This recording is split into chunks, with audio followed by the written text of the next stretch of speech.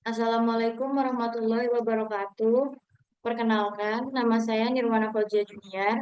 NIM saya 2101036051.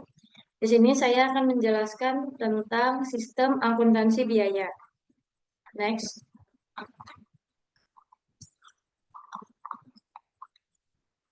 Sistem akuntansi biaya dalam perusahaan manufaktur erat hubungannya dengan sistem pengawasan produksi, karena sebagian besar kegiatan perusahaan manufaktur berada di dalam fungsi produksi. Oleh karena itu akan diuraikan dua sistem. Yang pertama ada sistem pengawasan produksi dan yang kedua ada sistem akuntansi biaya. Next. Sistem pengawasan produksi terdiri dari beberapa, yaitu yang pertama, deskripsi kegiatan, yang kedua, bagan alir sistem pengawasan produksi, yang ketiga, dokumen yang digunakan, yang keempat, fungsi yang terkait, yang kelima, jaringan prosedur yang membentuk sistem. Next.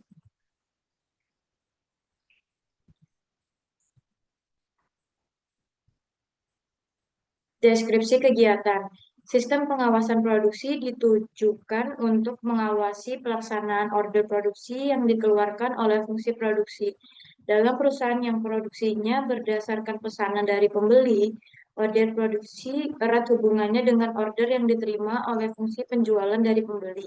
Next.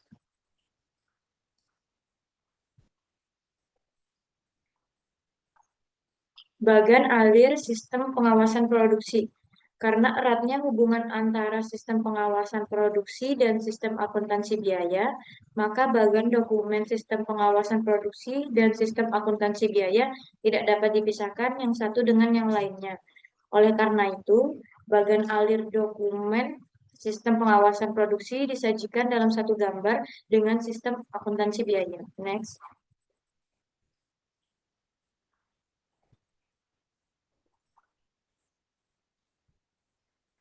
Dokumen yang digunakan terdiri dari pertama, surat order produksi.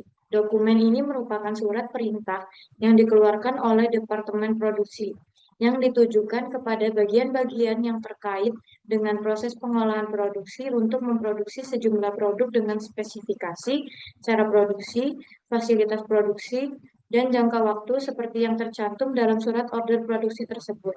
Yang kedua, daftar kebutuhan bahan. Dokumen ini merupakan daftar jenis dan kuantitas bahan baku yang diperlukan untuk memproduksi produk seperti yang tercantum dalam surat order produksi. Next.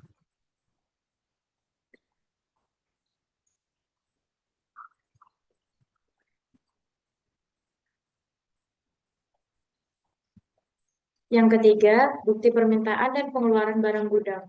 Dokumen ini merupakan formulir yang digunakan oleh fungsi produksi untuk meminta bahan baku dan bahan penolong untuk memproduksi produk yang tercantum dalam surat order produksi. Dokumen ini juga berfungsi sebagai bukti pengeluaran barang dari gudang. 4. Daftar kegiatan produksi. Dokumen ini merupakan daftar urutan kegiatan dan fasilitas yang diperlukan untuk memproduksi produk seperti yang tercantum dalam surat order produksi. Yang kelima, bukti pengembalian barang gudang. Dokumen ini merupakan formulir yang digunakan oleh fungsi produksi untuk mengembalikan bahan baku dan bahan penolong ke fungsi gudang. Pengembalian bahan ini umumnya disebabkan karena adanya sisa bahan baku dan bahan penolong yang tidak dipakai dalam proses produksi. Next.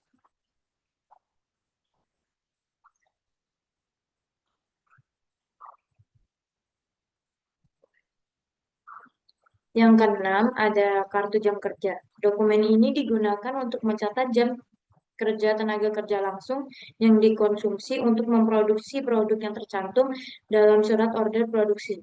Yang ketujuh, laporan produk selesai.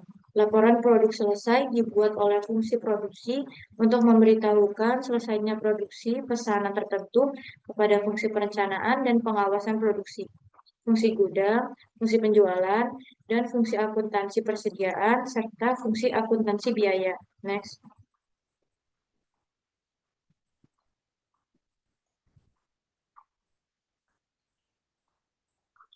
Fungsi yang terkait ada yang pertama fungsi penjualan. Dalam perusahaan yang produksinya Berdasarkan pesanan dari pembeli, fungsi penjualan bertanggung jawab atas penerimaan order dari pelanggan dan meneruskan order tersebut ke fungsi produksi. Jika order dari pelanggan ditulis dalam formulir yang telah disediakan oleh perusahaan, order pelanggan ini dapat langsung diserahkan kepada fungsi produksi agar langsung diproses. Yang kedua, fungsi produksi. Fungsi ini bertanggung jawab atas pembuatan perintah produksi bagi fungsi-fungsi yang ada di bawahnya yang terkait dalam pelaksanaan proses produksi guna memenuhi permintaan produksi dari fungsi penjualan. Next.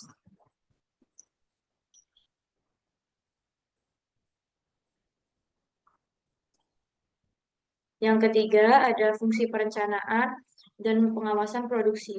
Fungsi ini merupakan fungsi staf yang dapat membantu fungsi produksi dalam merencanakan dan mengawali kegiatan produksi.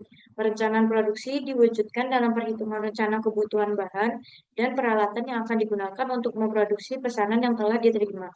Yang keempat, fungsi gudang. Dalam sistem pengawasan produksi dan sistem akuntansi biaya ini, fungsi gudang bertanggung jawab atas pelayanan permintaan bahan baku, bahan penolong, dan barang yang lain yang digudangkan. Yang kelima, fungsi akuntansi biaya. Dalam sistem pengawasan produksi dan sistem akuntansi biaya ini, fungsi akuntansi biaya dipertanggungjawabkan untuk mencatat konsumsi berbagai sumber daya yang digunakan dalam memproduksi pesanan. Next.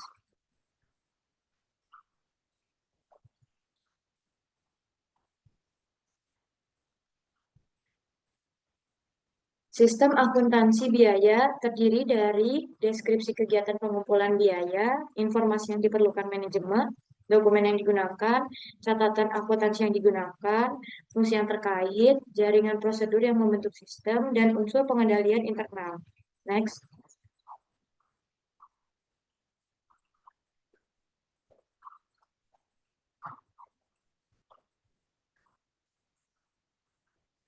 Deskripsi kegiatan pengumpulan biaya. Sistem akuntansi biaya adalah jaringan prosedur yang digunakan untuk mengumpulkan dan menyajikan laporan biaya. Dalam perusahaan manufaktur, sistem akuntansi biaya merupakan jaringan prosedur untuk mengumpulkan dan menyajikan biaya produksi, beban pemasaran, dan beban administrasi dan umum. Ada beberapa faktor yang mempengaruhi perencanaan sistem akuntansi biaya dalam suatu perusahaan, terdiri dari yang pertama ada metode costing yang digunakan, ada dua yaitu full costing atau variable costing. Yang kedua, sistem akuntansi biaya standar atau sistem akuntansi biaya historis. Yang ketiga, proses produksi terdiri dari produksi berdasarkan pesanan atau produksi berdasarkan proses. Next.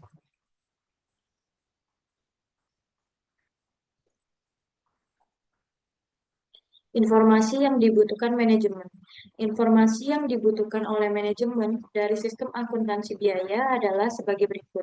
Yang pertama, order produksi yang belum selesai. Yang kedua, order produksi yang telah selesai. Yang ketiga, harga pokok produk jadi. Yang keempat, harga pokok produk yang masih dalam proses tertentu. Sedangkan yang kelima adalah biaya menurut pusat biaya. Next.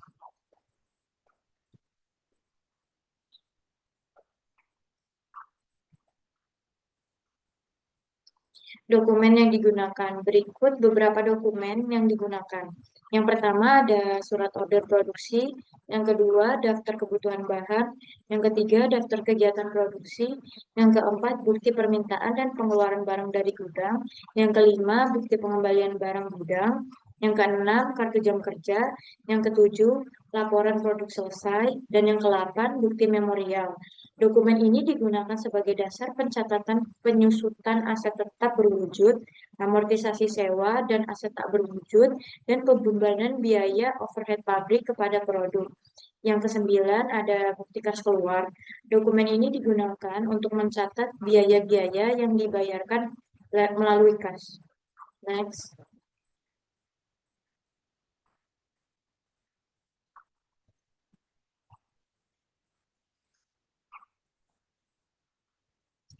Catatan akuntansi yang digunakan yaitu yang pertama, jurnal pemakaian bahan baku. Jurnal ini merupakan jurnal khusus yang digunakan untuk mencatat harga pokok bahan baku yang digunakan dalam proses produksi. Yang kedua ada jurnal umum. Jurnal umum digunakan untuk mencatat transaksi pembayaran gaji dan upah, penyusutan aset tetap, amortisasi aset tak berwujud, dan terpakainya uang muka biaya. Yang ketiga, ada register bukti kas keluar. Dalam sistem akuntansi biaya, register bukti kas keluar digunakan untuk mencatat biaya overhead pabrik, beban administrasi dan umum.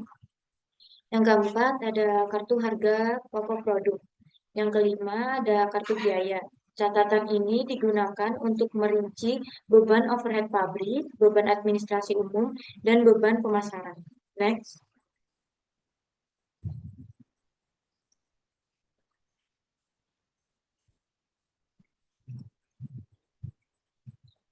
Fungsi yang terkait. Berikut beberapa fungsi yang terkait. Yang pertama ada fungsi penjualan, yang kedua ada fungsi produksi, yang ketiga ada fungsi perencanaan dan pengawasan produksi, yang keempat ada fungsi gudang, yang kelima adalah fungsi akuntansi yang berfungsi untuk bertanggung jawab atas pencatatan mutasi setiap jenis persediaan, atas pencatatan biaya produksi langsung, biaya produksi tidak langsung, dan biaya atau non-produksi ke dalam kartu biaya.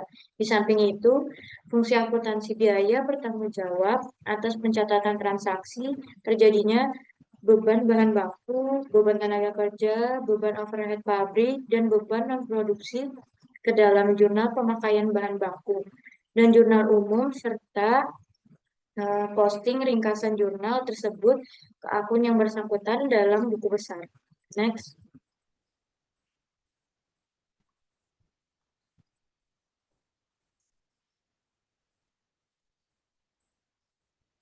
Jaringan prosedur yang membentuk sistem. Yang pertama ada prosedur audit produksi, yang kedua prosedur permintaan dan pengeluaran barang gudang, yang ketiga prosedur pengembalian barang gudang. Ini digunakan untuk mengembalikan barang ke gudang. Yang keempat, prosedur pencatatan jam kerja dan biaya tenaga kerja langsung. Ini digunakan untuk mencatat beban tenaga kerja langsung yang dikonsumsi untuk mengerjakan order produksi tertentu. Yang kelima ada prosedur produk selesai dan pencatatan pembebanan biaya overhead pabrik. Digunakan untuk mencatat biaya overhead yang dibebankan kepada pesanan tertentu. Yang keenam, prosedur pencatatan biaya overhead pabrik sesungguhnya, beban administrasi dan umum, dan beban pemasaran. Digunakan untuk mencatat biaya overhead pabrik yang sesungguhnya dan beban pemasaran, serta beban administrasi dan umum. Next.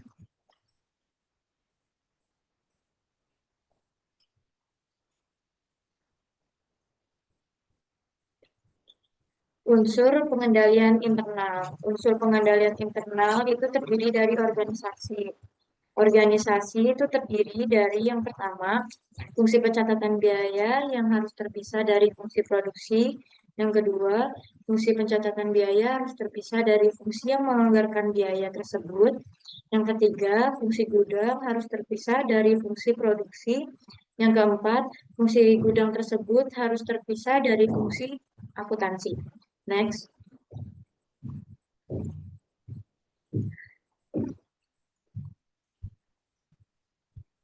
Sistem otorisasi dan prosedur pencatatan terdiri dari yang pertama, surat order produksi diotorisasikan oleh kepala fungsi produksi. Yang kedua, bukti permintaan dan pengeluaran gudang harus diotorisasi oleh kepala fungsi produksi yang bersangkutan. Yang ketiga, bukti kas keluar akan diotorisasikan oleh kepala fungsi akuntansi bagian keuangan. Yang keempat, daftar kegiatan produksi dibuat oleh fungsi perencanaan dan fungsi pengawasan produksi dan diotorisasi lagi oleh kepala fungsi produksi. Yang kelima, ada kartu jam kerja diotorisasi oleh kepala fungsi produksi. Next.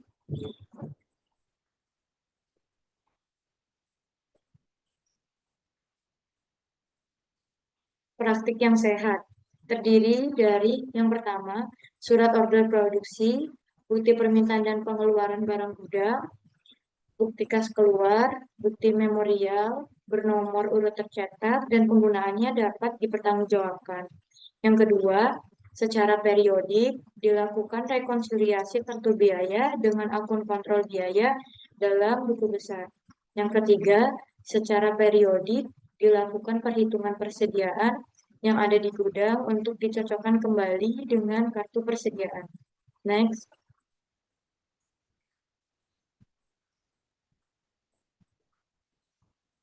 Sekian penjelasan materi tentang saya. Apabila ada kata yang salah, mohon dimaafkan. Wabillahi taufiq wal hidayah. Wassalamualaikum warahmatullahi wabarakatuh.